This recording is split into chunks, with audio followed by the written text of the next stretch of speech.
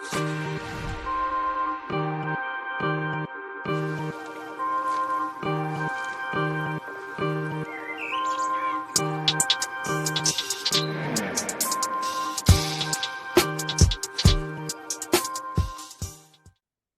right, folks, welcome back to episode 56 of Ginge Ball Podcast. We have Summer League champion Golden State Warriors to get to. Beck's Grizzlies in the final there. Cam Boozer special on that one. We have the World Cup final. Argentina goes out sad. Beck has a little bit of some words to say to them. I have a lot of words to say. Yeah, Argentina. Let's go. And then we have an NBA trade to get to as well. But first, Beck, how you doing, brother? I'm doing good, man. I'm doing good. Had a nice fun in the sun weekend. Holy shit. Returned home yesterday. Slept a lot. And, it kind of made my schedule around the World Cup. And then I realized, wow, this is not a real fight. This is not a real game. This is boys versus men. This is mature professionals against thugs. Let's go. That's the type of shit I was seeing out there. And we'll talk about it. We will talk about it. What beach did you go to? Lewis, Delaware. Sure. Went to the Dewey bars, There's something special about Dewey. Bottle and cork? Yeah. No, Starboard. Starboard. If you want complete fuckery, if you want people out of their element from all ages, yeah, Starboard's your place. That's the place for you. Yep. Probably where Argentina grew up. Let's go. They grew up at Starboard and Dewey Beach. Let's go. Yep, that's how they were raised. All right, let's get into it. Because it's got Beck fired up. We had the World Cup final, of course. Spain winning 1-0 in extra time. Ferran Torres with the goal. But for 90 minutes, that was an absolutely disgusting stalemate. Hardly any attacking from either side. I believe the expected goals at the end of 90 minutes was 0.31 to 0.00. Argentina didn't register a shot in the first 90 minutes of this. Didn't really have any intentions of attacking. We're definitely playing for pens. Beck, what did you see in this match? Yeah, I just saw some nerves about Spain just getting one on the board. But in terms of the whole game, if you're watching the speed advantage of Spain's defenders, it's so obvious. Argentina can't attack space at all. And it's like, why are you here? It proves to me that this whole tournament was kind of a facade for them, and they're the team of destiny. And you start believing that, just get it to the 90th minute. And, Argentina gets stronger every time Spain doesn't score. Yeah, the announcers can talk about it all they want during the game. But the fact of the matter is that Spain is just a superior team in all facets of the game. And Argentina's game plan was fucking sad. But knowing that their athletes were at that big of a disadvantage, I guess that's what you have to do. But it's really terrible that the World Cup final is just a complete mismatch, top to bottom. Do you think that Spain-England would have been a better match? I think Spain-Cape Verde would have been a better match. I think Spain-US would have been a better match. I think Spain-Norway would have been a better match. I think Spain-Portugal was a better match. I think Spain versus Iceland probably would be a better match. I think Spain versus Italy would probably be a better match. I think Spain versus Japan, North Korea, South Africa, Brazil, Mexico, Canada. Just keep going. I think Spain versus West Virginia. Just take every soccer player from West Virginia in the United States. I think that would be a better match. Just sad. It's truly sad. I was falling asleep. I was like, Spain, just get one on the board, please, man. This would be the worst ending ever. This goes to PKs and Argentina wins a game that they obviously didn't deserve the win. And, a couple of goals getting taken off for Spain too. Like, what a joke, man. What a joke. No, Argentina plays football like a bunch of thugs. Yeah, speak on that. What did we see from a disciplinary perspective in this game? It's a team that's gotten away with it time and time again. And, why not toe the line once again? But they have no class once you lose in the way they did. Crazy work. And right when they went down, just, pleading for anything. And they expect those calls. So it's disrespectful to viewers across the world. And yeah, I have no respect for Argentina. I really don't. And their fans especially, come at me, please. I'll be waiting in those comments. They were getting busy with you in the comments. I will be waiting in those comments to see you, because You can't tell me that you were proud of your football team on Sunday. You can't. There's no way you can say that. You're I blinded think by you're blinded by your nationality if you come to those comments and you proudly defend your team. I think the only thing, if you're an Argentina supporter, that you would be proud of in that game was their goalkeeper, Emi Martinez, who had 11 saves, and their manager. Because I think you're right. They had no business being in that match with Spain. They were played off the park, but Scaloni set up to play for penalties. And in all reality, that's the only way they could have won that match. Because they didn't generate not even a shot in the Then first 90 generate a minutes. shot to They had two 110. touches in the Yeah. box for their entire 90 minutes. They had no shots on target for the entire match, including extra time. And I think you have to give so much credit to the Spanish back line. I think I made a video about this earlier. I think this was, throughout the tournament, the best defensive performance in World Cup history from the Spanish back line and goalkeeper. Just absolutely dominant from the beginning of the tournament to the end. They weren't a super fun team to watch at any point throughout this tournament.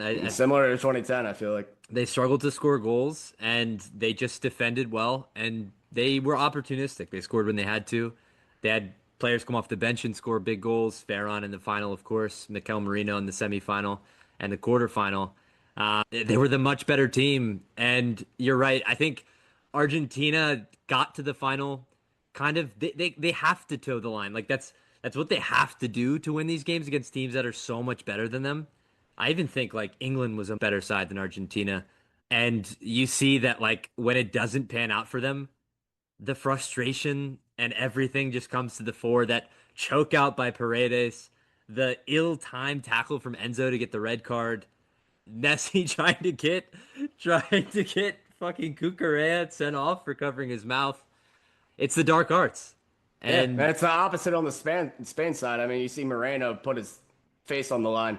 No, I'll take that did you one right see to the dome. did you see his Instagram story Yeah, I saw you reposted. I mean, that's a holding a special beer? play. That's a Yeah. special play, and you can tell that bleeds through all 11, and the bench players as well for Spain. Like you said, not a fun team to watch, but with an extra game in this format and them having an expected goals against for the whole tournament, that's still like a goal and a half below the next closest team, and Yeah. that's absolutely incredible. And the eye test really matches the stats in that because I watched probably 4 Spain games in full, all starting with the round of 16, and it's like Yeah. it's never a doubt. Yeah. It's the Yeah. physical advantage. Like nobody, like Argentina, they really exemplified it because they don't have the athletes at all. But tough for any team to attack space against this team. Like they just make up ground so fast, and they all hold their line. You can tell they're on a string together, all 11. Yeah. It's also something that I've heard a lot of people talk about this Spain team and the Spain sort of soccer federation as a whole. People are sort of saying, why can't the US build something like what Spain's done? Because they won the Euros on the men's side, they win the World Cup here. Their women's side won the World Cup the last time out. And I think it's just up and down Spanish football, there's like a cohesiveness and there's a style to Spanish football. And it's been that way for years since they won the 2010 World Cup. It's a style that they play. They control the tempo of the game. They have all of the ball. They defend well. They don't really make mistakes. And it just worked. And it's something that like if you're looking to the future of US soccer and you're thinking, what is it that we need to do to really like be on par with some of these other countries? It's that. It's the cohesion from grassroots soccer when kids come through the system to the professional ranks where guys are, if they want to play good soccer here, they go overseas right now, and that just can't be the case. Like we have to have a domestic league that's good. We have to have academies that are good. So it's going to take a long time, but Spain's really, really mastered it on I both mean, the men's and women's they side. got a young up and coming prodigy, don't they? That Special Kevin, Yeah.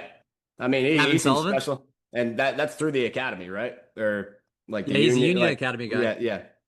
Yeah, I mean So, he's a good player. He's 16, so it's like, and we've only seen him play 15 to 20 professional matches so far. So but it like, seems like he's been the most special one, and like he shows out in those, right? yeah, I mean he scored a goal earlier this season. He always looks bright, but it's just so much pressure to put on a kid that young. Like we did this with Freddie Adu back in the day, famously, and he flamed out. So I'm always a little bit like slow to put that on Cavan's back, but yeah, I mean he seems to be next up. Like I mean, for a nation like Portugal, like that's kind of what their football programs relied on for 20 years. Like sometimes a guy comes and takes that moment. I think that's a more likely outcome than the U.S. building a grassroots program where everybody's, it's just you know, having a star, you mean? yeah, Somebody emerge. yeah. Man, I think we're closer to that than probably we've ever been, and that's a more realistic possibility. I just don't think you're gonna build. Nobody bleeds soccer like they do in Spain. So, like to have a whole cohesive unit like they do and a style, Yeah. I don't really think that exists until you have a star who, inspires generations after that. Yeah. The only thing I would say on that is like it's kind of like the chicken or the egg thing. Like you might not get the star until you have the culture because like the stars come from cultures that like breathe football and die football, like soccer. I keep saying football. Cringy as fuck. I'm here to call it football too. Special. I'll call it thuggery from Argentina. Yeah, special. I'll call it real grassroots. Just kick that ball in your backyard, soccer or football for Spain. Yeah, They've earned that. they have earned that. And then last thing on the Spain side, I just want to say Rodri, who won the Golden Ball, best player of the tournament. This is now his accolade list after this. So he's won the Ballon d'Or, which is the best player in the world. He's won 4 Premier Leagues. He's been 2 Premier League Team of the Years. He's won the Champions League. He's been Champions League Player of the Season. He won the Euros with Spain. He was Euros Player of the Tournament. He won the World Cup with Spain, and he won the World Cup Golden Ball. And that's not even, he has so many more accolades that are like lesser achievements, but I mean, he's really entered his name in like the elite of the elite in his position as a defensive midfielder. And I think there's an argument to be made that if not the best six of all time, he's at least top three. And I think I could What make about a in decent Spain? argument. It's him and Busquets.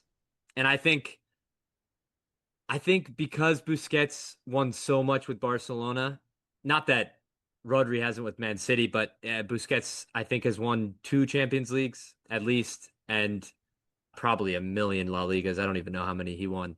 But I think Busquets might have the edge. I think Rodri's a more complete player though. Just unbelievable. Had to shout him out. How do you feel about Yamel?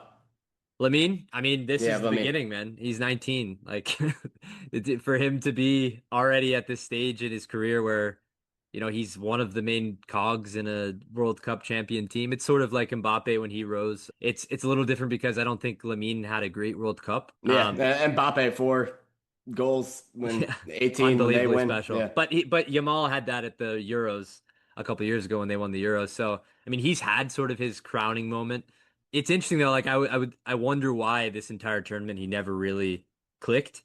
Maybe he's just out of form. But Do you think he didn't click? Like, did eye test say that to you, or yeah, I don't think he was. I thought he had moments where he was brilliant. Like there's always times where Yamal just kind of like flips a switch and beats someone down the end line or takes on 3 guys at once or puts in a good ball. But like I just don't think he ever really got to his top form for an extended period at any given point in this tournament. And like maybe he also had some injury issues and stuff last season, so maybe it's partially that as well. Any last words on the World Cup? yeah? Trying to think. No, that's really it, man. That's really it. But you can tell, like, there's a difference between the top nations right now and where the U.S. is at, like we said. And I mean, this World Cup, I feel like you really didn't get a sleeper team that got that far. Even like Norway No. beating Brazil. Like Brazil to me was just a weak version of a Brazil team. Yeah, for sure. This So, was this was one of the worst Brazil teams we've seen in some time. like, if Um, anything, it's the frauds from Argentina that shouldn't have got this far. That I think Egypt was yeah, probably yes. a more valiant opponent. Dude, that game, holy fuck. I did have one more question actually on sort of like the bigger picture stuff about the US. I saw something, I believe it was a Pardon My Take segment where they were talking about soccer in America and like how it's going to grow and like culturally how it's going to get bigger. And Big Cat said something interesting where he said like we try so hard to imitate European soccer culture when like we have our own sports culture here in the US. Like he was talking about SEC football, for example. Like we have like all these college football traditions and like American football traditions where we have like, entrance songs and like we go fucking nuts in the tailgates and the parking lots. Like that's all unique to the US. And he was sort of asking the question, like, why is it that for soccer we try to like imitate what everyone else is doing They say instead like of fans. yeah, it's just like the culture around the sport. Like why isn't it that like we try to create our own soccer culture? What do you think about that? I think that's sounds like a Twitter point to me, honestly. I don't really know what the fuck that means. Like what? Because we don't do player entrances in the World Cup, it somehow is a stain on what the actual product on the field is. No. The fact of the matter is we lack talent top to bottom. We're gonna need special players on the pitch, and we're also gonna need like, for example, basketball. I mean, USA gets players like Embiid who choose to play for US when they have dual citizenship in different countries. If you have that in soccer, like Jermaine Jones is a great example. He could have played for Special. another country in 2014, and he was incredible in that World Cup. So you need guys like that who want to overcome the demons, if you want to call them that, for the US, and be a part of that team that we stamp in a certain year, like that 2034 US team that you remember for the rest of your life. Somebody's like guys are just gonna have to want to wear that badge and take that risk, take that responsibility. It's a privilege. Special. Yeah, I agree. And also, I think you're right about Big Cat's point, and I think what he's not realizing is that like that does exist in the MLS. Like if you go to a Union game, people are like getting busy in the parking lots and like chanting and like all of this goes on. Like this does happen. I just don't think people pay attention to MLS here, which is another thing. I don't think it's been marketed well. All the matches are on fucking Apple TV, who nobody wants to pay for. So that's part of it. But yeah, I agree. So let's wrap up the World Cup discussion and let's move to Summer League. And luckily, we can also wrap this up quickly because it's over. The Warriors won Summer League. Yaxel wins Summer League MVP. Beck's Grizzlies, maybe no longer. Choke. They were up double digits in the fourth quarter of this one. Cam Boozer was special. Had a really great second half. I watched this game. Him and Coward were great. But what do you think about the Warriors pulling this off? And are there still some good signs for this Grizzlies core? Some of these Yeah, young no, guys. I'm thrilled. It's the best thing that could happen to them because now you hate the Warriors from a young age, and you need to. If you're going to be in my building, you're going to need to hate the Warriors, and you're going to need to have a guy like Axel Landenberg who pokes the bear. Perfect. That's what I fucking want. This team has beat us in the most annoying ways time and time again since 2014. Mhm. I mean, we go to basically the best version of the grit and grind Grizzlies getting eliminated in six after going up 2-1. Tony Allen tearing his hamstring. Then we get embarrassed 3 straight games. We can go to the Ja era where we get them in the play-in, and then our rivalry starts with them. We lose in six next year when Ja gets hurt, but we still had a great chance in that series. That's the best version of that, the Ja era Grizzlies. And then we lose in the play-in loss. That game last night, watching it back because I wasn't able to watch it live, reminded me so much of like just the choke and the coming apart that happened in the playing game 2 years ago when we ended up getting the 8th seed and played the Thunder. Santi Aldama getting a 5-second violation on the Oh inbounds my God, when Santi. we're down three. Yeah, really cool. Yeah, I mean, best thing that could have happened to them. It really is. And when you got a guy on the other side who's the MVP of the Summer League coming at our franchise player now or soon to be franchise player, just use it as fuel. Yeah, I wanted to ask you about that. So let's go to I'll read off Yaxel's two comments and I'll let you sort of talk about what you thought. So he said when asked about what happened down the stretch, how the Grizzlies kind of choked the game, he said, "Man, their butts got tight, they puckered up. You know what I mean? Some of us are built for the moment and some aren't." And then his other comment was, "I think about revenge every time I play him," talking about Cam Boozer. "Every game we play, them refs be saving him. It's a competitive nature with everybody that gets drafted ahead of me." What do you think about Yaxel's comments in the post game? I like it. I like it for him too. You have to be delusional as an athlete. So when you can use, some meaningless game in February, like nobody remembers that game. in the grand scheme of things. When you The can use Duke something as Michigan yeah, regular season game. yeah, Yeah. when you can use something as meaningless as that and use it as fuel. I mean, it's like a running back or a quarterback in the NFL, like calling out people who didn't believe in him when he Yeah. went like third in the draft. It's just, I mean, it's made up, but at the same time, like to get to the highest level, that's the type of shit that you have to use as motivation, and you truly have to believe in your mind. When you say it to the media, and if like he continues to do that, like public perception will like end up turning on him over time. But like I don't mind it that for him, and he's gonna be a guy where I feel like it will come back to bite him a couple times in his career, like where For they sure. do end up on the short end, but over the span of his career, like I have no doubts about Yaxel as a player either. I think he's going to be the perfect cog in at least the current iteration of the Warriors. We'll see how he looks after, but no problem with what he said. Just want Cam Boozer to, you know, remember that and let him know about it too next time he sees him. Yeah. Another late game scarring moment for Cam too. But yeah, I think Yaxel he showed exactly what I think we all expected in the summer league, which is he's ready right now. Like he's ready to start and play big minutes for the Warriors immediately. If they do somehow make the playoffs with this roster, we'll see if it adds LeBron, what happens, but he'll be in the rotation, like no doubt, and he'll be a key contributor on both ends of the floor. I was really impressed with he struggled mightily in the beginning of this one, and then he just took over down the stretch. There was a period where I think he scored like 7 straight points in the fourth quarter, and then he hits a big three towards the end of the game, kind of as a dagger. Played some good defense on Cam as well down the stretch. So for Yaxel, I thought he was great. I agree with you. I think the comments like I'm fine with guys being cocky, especially summer league. Like this is one of the only times where you're kind of in your own little ecosystem. Like he can be the star right now and like really soak it up and like be his full self. And then he's gonna go to training camp, and we've seen what Draymond's been saying. He's gonna Yeah, get yeah, that's I mean that's the biggest thing impeding his progress right now is that idiot on his team. That guy who has literally no self-awareness, or he has self-awareness, but if you talk about his deficiencies that he's self-aware of, then you're automatically a hater or he comes at you. Doesn't really make sense. Like if I'm self-aware about something and you tell me the thing that I say I'm self-aware about, and then I'm offended by that, like I don't know. Draymond's whole thing, like I will do a breakdown in the future. I'll go through 3 of his podcasts for the listeners, and I'll show you how you can literally go segment through segment, and he's the most hypocritical person of all time. He will literally make one point in one segment and then go back and do the same thing he just talked shit about doing yeah. or somebody else doing in the segment before. He's an idiot. To me, he's the biggest idiot of all time. And Also, I mean, that's what happens when you're a Clutch Sports shill. So I hope he knows that.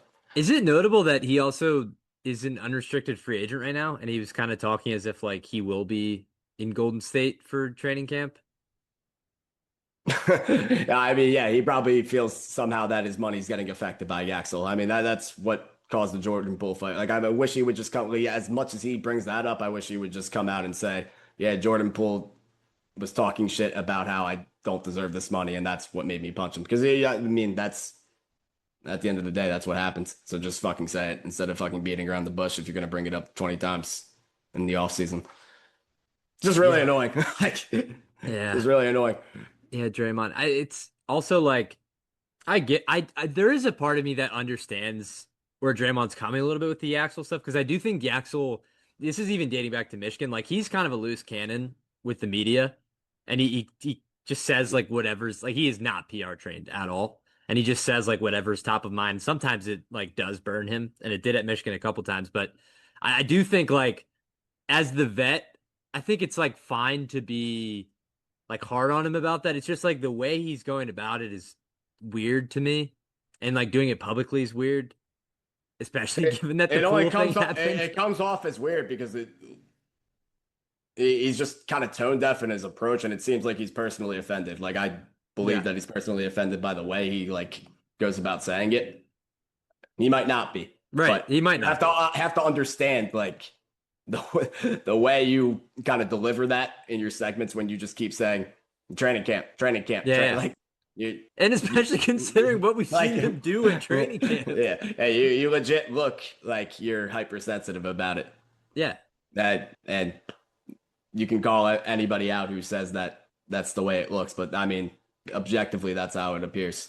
Yeah, and it's also like it wasn't like yeah, that wasn't even anything crazy. Like the broadcast team asked Yaxel, "What's your pitch to LeBron James?" And he like made a pitch, and he was basically like, "You want to play with Steph and Draymond?" Like he even shouted out Draymond, which like you could have not done that. Like you could just say, "Yeah, you want to play with Steph Curry," but he said Draymond's name in it too, and then Draymond took offense to that for Yeah, some reason. you're not signed to Clutch Sports yet, so we have to.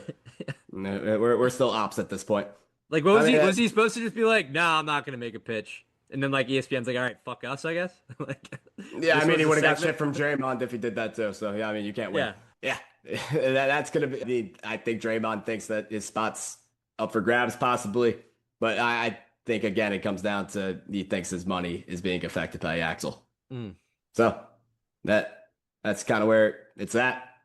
But for just to go back to the Grizzlies for 1 second, like play calls, like that inbound play, Yeah, that was crazy. that's the type of shit that Thomas Isolo. We're putting That, this on yeah, Isla. yeah. Let's I go. mean, the coaching staff should never fucking draw that up. What the fuck is that? Let's be I fucking don't. I serious. don't even really know. I guess it was just trying to get.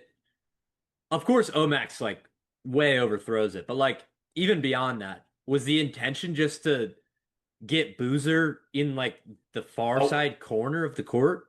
Like I don't it was, even know. that has to be a pinpoint accurate pass to get him into a spot without having to do an entry pass like from up top, I think, where they can double off of it. But I mean, if the ball isn't put on the perfect fucking arc and trajectory, then he's catching it, stumbling away, and that is cause for a double team to come Yeah, immediately and a or it gets picked turnover. off. Yeah, Yeah. yeah. I mean, it's bad European ball. Let's fucking Just stop go. it, Thomas. Let's fucking go. There was, I will say, there was a sketchy call that the Warriors got. Did you see what I sent you? The I timeout? watched it. I'm numb to that shit, man. Yeah, you're gonna have to beat them and the referees as long as Curry's in town. So just get used to it. Even in summer league, special. Yep. Yeah, but I agree with you. I think this is a good sign for the Grizzlies this run in general. I also liked that they played the guys the full way through. I was gonna say that you, that's why I mean I respect it from both teams because you have guys who just shut their guys down. Yeah. I mean we're load managing in summer league. Yeah, like what do we do? Come It's on, man. you can't play you play a max of like 5 games if you play Yeah. all the games. Like And if your guy gets hurt, your guy gets hurt. That was always a fucking concern. It was gonna happen whether it was in fucking summer league or training camp or the real deal. So I mean get over yourselves, man. yeah, I just like that they both went for it. And like especially Coward, like he did not have to play. I don't think he had to play in summer league at all, let alone the entire thing. Nah, Um, I mean that's a Grizzlies thing though with climbing there. Guys who are positive in their first year, especially wings, are going to play. Like Bane was really good his first year. He played, he got on ball experience, and he second year averaged damn near 20 yeah, and was, a Coward great two guard. Coward looked really good in summer league. Yeah, Which no, it like the gives me a second lot of year, optimism. yeah, second year guy you should look good, but the way he shot the ball, I was really impressed by. It's also like he has a little bit of shit to him that I don't think I really realized. Like in my head, he was more of a quiet guy. I didn't watch a ton of him last season. I watched when he was on TV, but he really like he was jawing with guys and like he hit a three down the stretch in the fourth quarter and he just fucking started barking at the guy defending him, like saying, "You can't guard me," all this shit. So I really like that for him. He's a competitor. Yeah, He need wants it. to win. Cam's a competitor, wants to win. Javon Small was great. Again, his passing really. He's scored and the athleticism jumps off the page too. But the passing is really just like what blows me away every time I watch him. His feel is incredibly advanced for his age. He Yeah, just and he's the one guard on our team who can guard like 1 through 3. I yeah. feel pretty confident, or at least that's a possibility. No, You know who he reminds me a lot of? you're gonna say Drew? No, DeLon Um, Wright. But like a better like he reminds me of a better version of DeLon Wright. I saw good versions of DeLon Wright as a Grizz. Yeah, I After don't the think Soul DeLon trade. Wright's a bad player, but Yeah. I think Javon Small is like more juice because of his athleticism. But Yeah, like he and reminds me a lot of him. the shots just infinitely better. Yeah, That's yeah, the yeah. Maybe he's not. yeah. Maybe, but like I don't know. His impact on the floor reminds me of DeLon. But yeah, Javon Small's a hidden gem for them. I'm excited to see him. I hope they play him, man. I'm a little worried that he doesn't really get into like the heart of the rotation until later on in the season. But I don't see how you can't with you would just have to be like Pippen would have to be just completely like a guy that they'd see as, he's above him on the depth chart. We can't play him together. I think That's the only way for me. But what, what do you think happens with Jeremy Grant and KCP? they're both not playing, Hunter. But KCP, they like will play some games. And no, when they do play, no, KCP certainly well, not I think playing. KCP gets bought out, so like we'll forget that. Jeremy Grant, Grant's not playing, bro. you don't think he plays? He like, doesn't Yeah, suit up? yeah. I can't believe when you Like send street like our clothes all team year? and you have him in our starting lineup. He's not playing a minute. You don't think game one of the season he's No, he won't. No, he won't even be in the city. really? You think it's like that? Yes, he'll probably be in like Miami, working out, quote unquote. Like waiting for another call? Yeah, he's not fucking playing here. Promise. So he's just getting rerouted, do you think? I mean, anybody with like 10 plus years experience, or let's call it 7 to 10 years experience, they made a name for themselves. They're on the downward trajectory of their career. They aren't fucking suiting up for our team. And if they are, then they're going to be injured. Let's call it 85% of the time, like Marcus Smart. Happens. Yeah, I mean, it's one of the two. But at the end of the day, he will not be at the start of the season. Fuck no. Because that's the problem. The guys who are, barely suit up for us because they're injured or always hurt at the very fucking beginning. It's not like if they're here at the beginning, then I'll be a little bit more open than, wow, maybe he's a part of our thing. But if they're not there day one and it's some fucking bullshit, gotta get the hamstring right. You won't see him. Now that you just said injury to start the season, I just remembered Kareem. Was there undisclosed out for Summer League Championship game? So there you go again. I mean, it's just fucking obvious. And everybody loves that fucking pick, by the way. Kareem? Yeah, can they pipe down? It's not a good fucking pick. It was never a good fucking pick. People online going nuts? Like NBA vets, like KG coming out. I love this kid. Really? Yeah, and that's where I'm like, yo, you don't understand. It was never the pick. It was never the fucking pick. I don't hate Kareem, but just with the way the board fell, man, it didn't move the needle for me. Like you just didn't need like a front court rotation guy. I don't want a fucking project player, man. Yeah. Like last project player we took was Santi Aldama, and we turned him into a fucking stick. That's the other thing is like, do you trust the Memphis organization to develop him the way that he needs to develop? He's 19, dude. Like you're realistically not gonna know about Kareem for like 5 years. My problem is he's a project energy player. So like, why is energy a product or something that we have to develop? Like energy should fucking pop right away and should be on the floor right away. I think the project with him is like, can you make the shooting tools a little bit more consistent? And can you like, there was like some getting downhill stuff, like attacking closeouts. Like if you can do some of that stuff and be like a rim protector energy guy, like that's a pretty. No, it reminds me of the Justice Winslow. Holy fuck. Justice. Minus like so much of the athleticism, but yeah. Yeah, no, I think the athleticism's like. Are you saying Kareem has more athleticism, or no? Kareem has less. Even more to the point, but like the best version of Justice Winslow you got was when he got on ball reps. Yeah, it's just hard for me to see a good outcome for Kareem where you don't expend time giving him opportunities to make plays with the ball. Yeah, and like what? Yeah, you're right. Like, what does his opportunity look like this year? It's probably spot minutes. Well, first of all, he's probably not going to play a ton for the Grizzlies. I think he's going to be in the G League a ton. He'll probably be hurt. Well, yeah, I mean, he already is. Undisclosed in Summer League is hilarious. Comes back, plays one game, doesn't score a point, back undisclosed injury. Yep. I tried to tell folks, man. My face should have said it all. I've seen this fucking rodeo before. That was never the fucking pick. What if he's not injured and they saw him play and were like, you know what? You can sit out this last game. We don't want people seeing you again. I mean, I guess so. Just correct the fucking mistake quicker than as quick as possible, They man. speed Please. run the Laravia track. Oh, Laravia was like, he was, I don't know, man. I had more hopes for David Roddy. what about Uh, this? What if they package Jeremy Grant with Kareem in the winter to take on a real player, like somebody interesting? you're saying send it to a team that's going to take on Cap. That's Yeah, got to think who that is. because like somebody will be interested by Kareem. Yeah, probably the Pelicans. Holy fuck! Oh my god, Trey Murphy. Yeah, yeah. I mean, give me You just Missy. throw all your picks. No, give me Missy. I don't want Trey Murphy. Eves. Oh, I like Eves, but you don't need Eves. You guys are like the I, one team that doesn't need Eves. I kind of, the more I think about it with Isaiah Stewart, I don't think that's going to be You a don't like thing Beast? that I don't think he's going to last here. Really?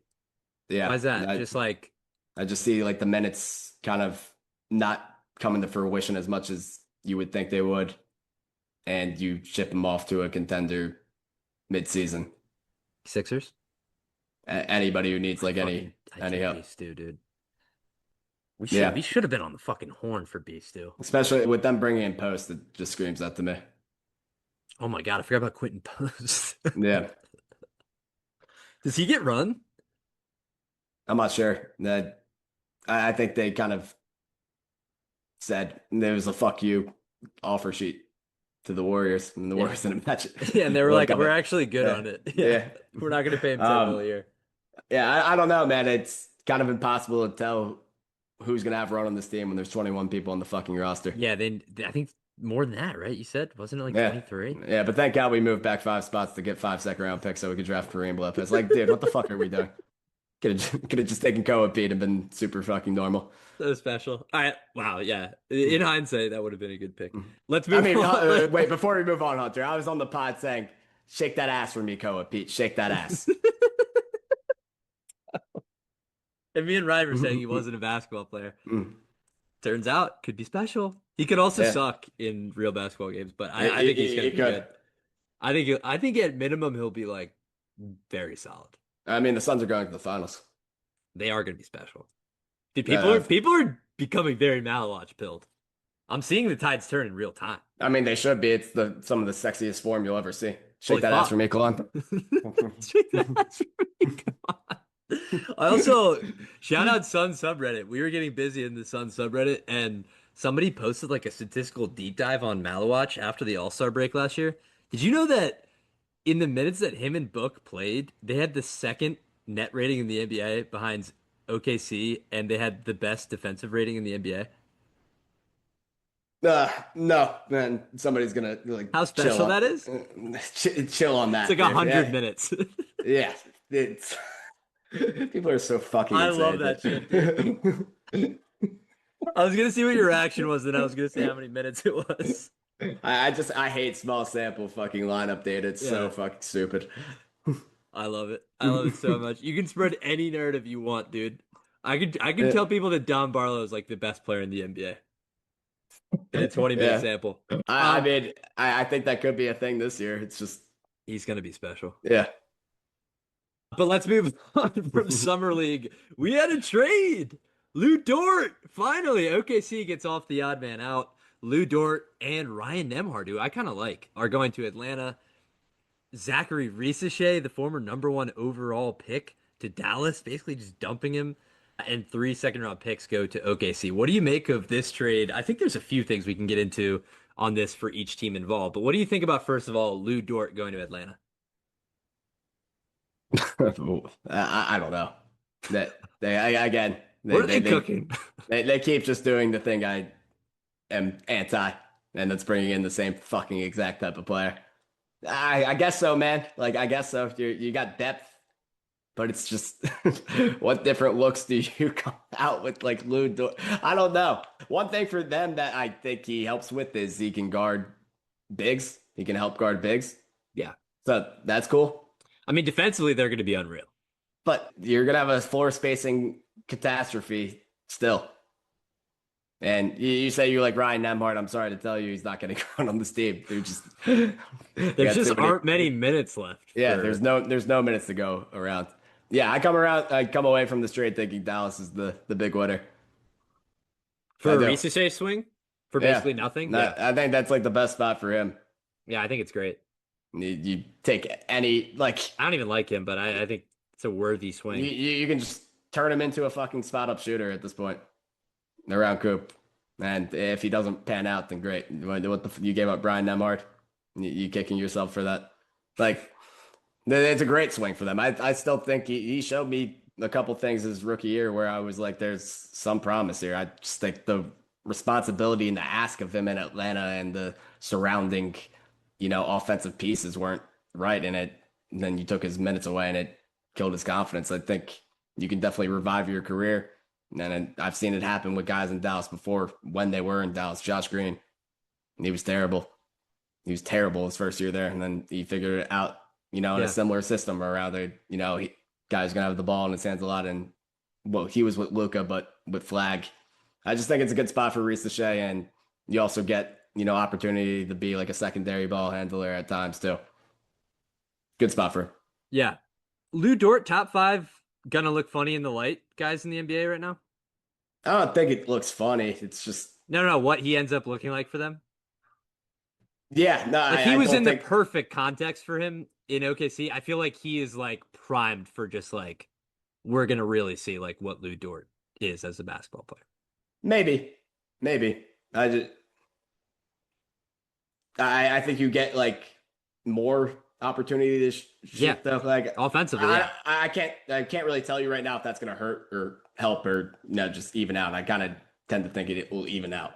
Especially when you see a guy like Nikhil have a career year last year. Like I'm not here to say Lu Dort will be doing that and get to those kind of heights, but I just don't think the shot like completely is 25% worse than it is now. It's kind of hard in the modern NBA for that to happen. Yeah. No, to be clear, I think Lu Dort, I think he's a good basketball player. I think he's flawed in ways that make him not playable at the highest level. I think the Hawks have kind of assembled a roster full of those guys. Like they're just a bunch of guys who are like, yeah, they're good, but like at the highest level, they all kind of have the same flaw, and that's not being able to shoot the basketball or really create like reproducible offense. Outside Maybe that's CJ. the 3D chess though. Like maybe how do you guard this team now? Do you sag off everybody? Like legit. Yeah. Like what? Like what do you play like? I think you play like a 2-3 zone. But then at that point, like, why are you giving up like open looks to guys who aren't good shooters when you could easily be in position? Because there's not like great creation off the dribble there either. Yeah, that's the thing. Yeah, but it's like pick your poison. But if it's like the poison is like nectar, it's like pick your nectar. It all works. Like I just think these guys like kind of will end up getting open shots by default, and you're not going to see the complete downside of this kind of team build in the regular season. I think playoffs. Right. It's going to be a great regular season team. Especially with Wiggins. Like I think it's a big pickup for them. Yeah, he's a playoff dropper too. He was not in the playoffs. I just get concerned that the last 3 games of the next series is kind of their reality in a playoff series, especially with the East being pretty strong in theory right now. Yeah, I want to be a Hawks guy bad, dude. I really do. So do I. And to be clear, I think we both agree that they're going to be good. They're going to win 50-odd games. But well, I mean, I don't think people are there with them. Really? Like, we like them. Yeah. What's the over/under? It's got to be like 47, 48. They're like the 9th team in the over/under. Oh yeah, where's that graphic? Let me find it. But I thought they were right 46 and a half. I just are they right? So they're right above Indiana, then they're I don't have the graphic, but Indiana was 44 and a half. I googled it. It says 46 and a half. Interesting. Oh, here we go. I'll pull up. I have this graphic. They are. It says 42 and a half on here. Yeah. I think I smashed that over. Yeah, well, that's also pre-Dort trade. And was it? No, that was post Wiggins and post draft. Yeah, you So can't tell me they got 4 wins better with Dort. no, I think they might have gotten 4 regular season wins better than the offseason as a whole, though. If you count like Flemings, Zuby, Wiggins, Dort, like that's a pretty Yeah. significant haul. I, You're not high on their yeah. draft, though. But we're like just looking at them internally and not comparing it to the rest of the Right. conference. Yeah, yeah. Which also Where got I'm a like, lot better I don't think they got 4 wins better. comparatively. Yeah, through the offseason when That's you look at fair. the rest of the East. I think that's fair. I mean, because there's people out here who are like smashing the Wizards over at like 36.5. And it's like, Ooh. Ugh. yeah, I I know. wouldn't touch that with a 10-foot pole, dude. Anthony Yeah. Davis and Trey My Young. point is who's just the obvious bottom dweller besides Brooklyn out there. Who is? Are you Yeah. asking? Yeah, I mean Yeah. it's there's dude, the East is fucking good. Like Legit, they're besides Brooklyn, like who am I missing? let me look. The Bulls are probably 14. Yeah, the Bulls are next, which like they have some juice, but they're gonna be bad. I actually thought about Bulls under at 25.5. I think people are a little like Caleb Wilson's good. He's not gonna like change their fortunes immediately. He's gonna need like infrastructure. Yeah, they just have a weird team build right now. Yeah. And We've like talked about that. if Swain looks like how he looked in summer league, then fuck. That might have been a whiff, dude. Oh, the Bucks too. They're 26.5. Yeah. They'll be Yeah. bad. Braden Burry's special though. Holy fuck, he looked good. Yeah, See that game winner he had? he looked real deal good. Yeah. Yeah. I think I come away from summer league just hating Keenan Wagler. That's really it. Yeah, and even like he had a couple nice games, but like oh, he's All like right. he's You're such a not getting tough your one, game man. off. You're not getting your game off, brother. He's such a tough one, man. I've been there. I've been there in the rec men's league. Just knowing I'm not getting into my spots at all. Yeah. We're gonna be fake driving to kick out every time. The bag looks great when I'm fucking shooting Yep. around by myself. You put me in a men's league game, I'll have 2 points. Yeah. Yep. I'll dribble right in, not attract a help defender in sight, and we'll kick it out for a contested three. That's what we do. Let's go. That's Keaton Wagler basketball. Special. But for OKC, back to the trade. For OKC, Casey Wallace getting his starting spot. How do we feel about that? Seemingly, yeah. You gotta listen when a guy like that comes out and demands it, Yeah. and we all feel that he believes it and makes the building believe it. Yeah, you gotta fucking put the respect on that name, and now it's on him to respond. But I think that's exactly what you got to do as the Thunder, and I like how the Thunder have moved around the margins in the offseason. Yeah, I was gonna ask you, do you think they're better positioned this year than they were last year entering the season? Yeah, I think you gotta. At the end of the day, you're not gonna have a 12-man rotation every fucking year. Right. It's not possible. It's how your payroll structure played out. And I think they did exactly like what we said they should do in the offseason. They have done. Yeah, they Have they not? consolidated. And Yeah. the draft, they get a guy who can hopefully help them with Wemby. Like, I mean, that's perfect. Yeah, I mean, we'll see with Mara. I still believe. Yeah, I mean, they also this roster, like, these still have like too many guys, dude. Even after everything they did. Oh, I forgot they got Owe too as an undrafted guy. Or was that second round? Second, I want to say. That's so special. Yeah, I mean, dude. So obviously they have SGA, Kaysen, J-Dub, Chet, Hartenstein.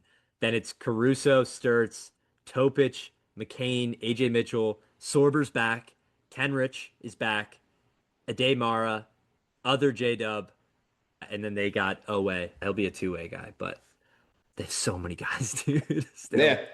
And, I mean, obviously, their rotation's not as deep if a couple of those guys don't pan out that we haven't seen yet. Yeah. But Lost would, Isaiah Joe yeah. and Wiggins. I don't think Wiggins you would will figure be a they huge do. loss, but Yeah, I mean, Isaiah Joe won't be either. They got nothing from those guys in the playoffs when they did try to give them run.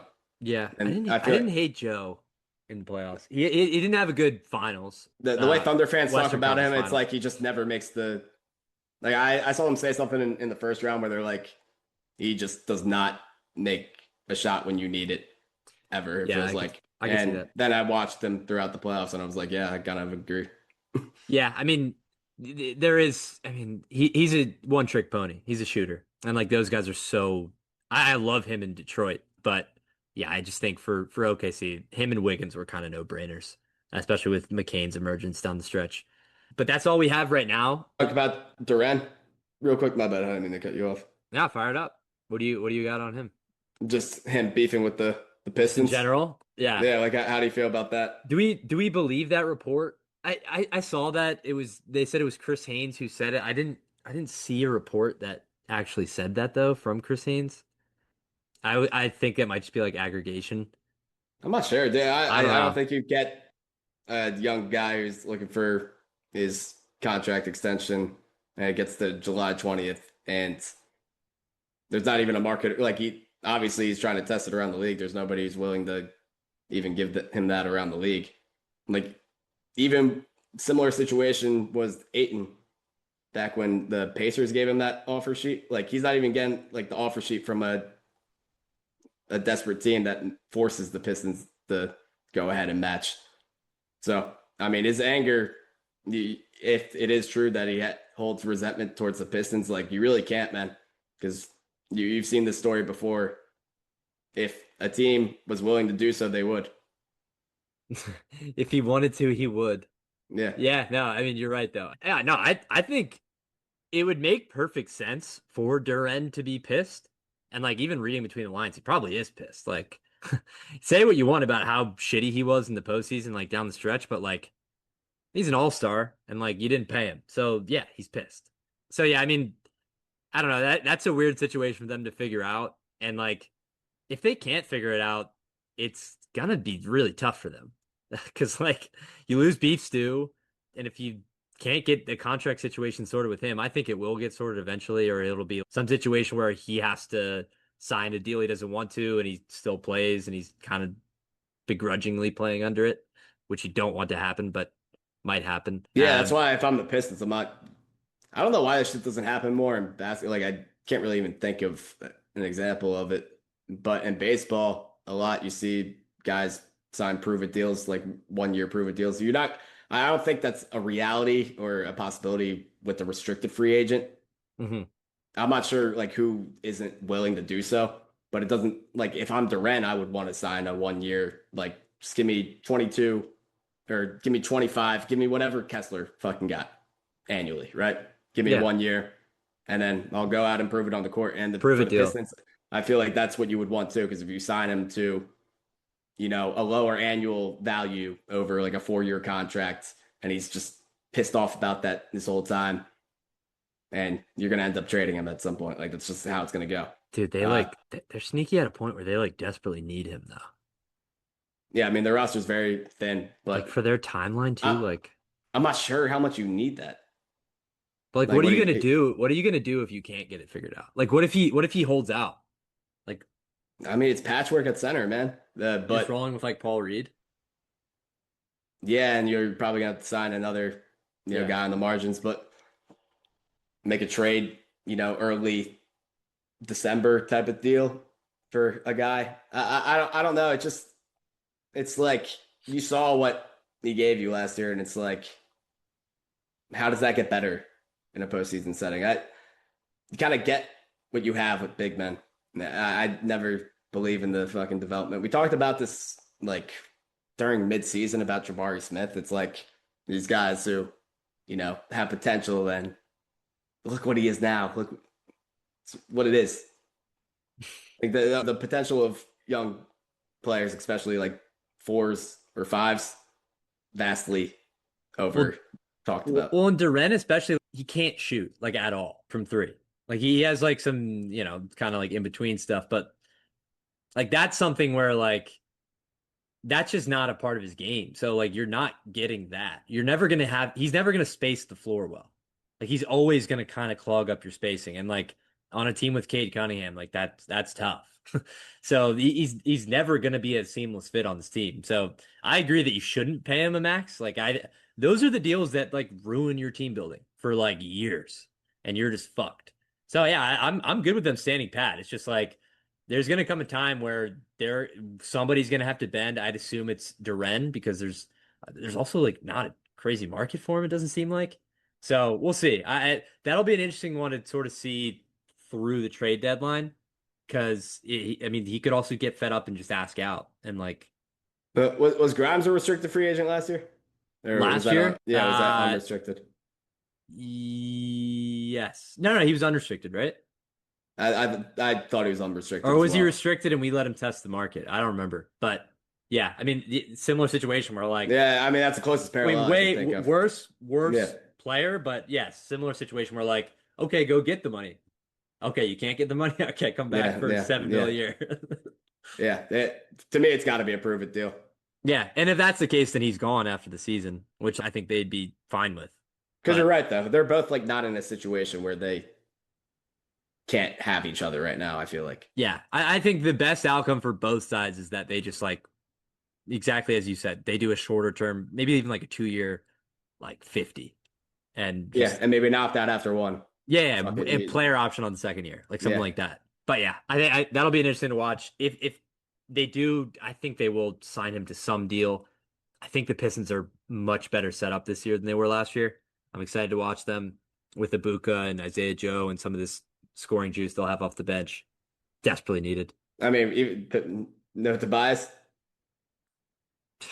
Yeah. I mean, we talk about that, but like he's a fucking good Yeah, he player. was I'm important to sorry them. to say. He was important to them. I'm not you're right. Like I sigh, but like he was very important to them. And like Yeah, where's your get out of jail free like baskets 4 to 5 times per game? I think they're gonna be banking more on some of the bench scoring. Like I think that's gonna be the difference is like you're gonna not have the Tobias 20 and you're gonna say, Abuka, can you give me 10? Isaiah, can you give me 10? Duncan Robinson, can you give me 10? Yeah, I don't hate that. I hate in regular season wise. I hate it fucking postseason wise. Just Yeah. think Yeah. they're even more in a predicament Special Marcus when that comes Sasser, can around. you give me 10? Oh. Yeah, fuck no. Talk about a team with a lot of point guards. They have a ton of point guards. Yeah, I mean, Because they I still don't have know, man. Gammons too. Like we saw Duncan Robinson have to have the onus on his shoulders with a good amount of games last postseason. It's just like I guess I need that's a true. I Tobias is need a a bigger loss than maybe yeah. I'm I reading need a on. guy who can fucking a wing who can get in the post and get me a couple. Yeah. No, I This agree. face up game. I agree. Anything else you have on the NBA? It's pretty much it, man. It's pretty Yeah. much it. Yeah. Any notes on the Open Championship? You see Bryson's antics over the weekend? Yeah, I mean he's super duper weird. He's one of the weirdest. His Being loud reaction too? Yeah. his reaction to it's one of the weirdest. Sam Burns can't finish the deal, but Classic. I still I was actually gonna text you about that. yeah, I still love him. Still have faith. I mean, he showed out every fucking major for me. Yeah, Um, I do like him.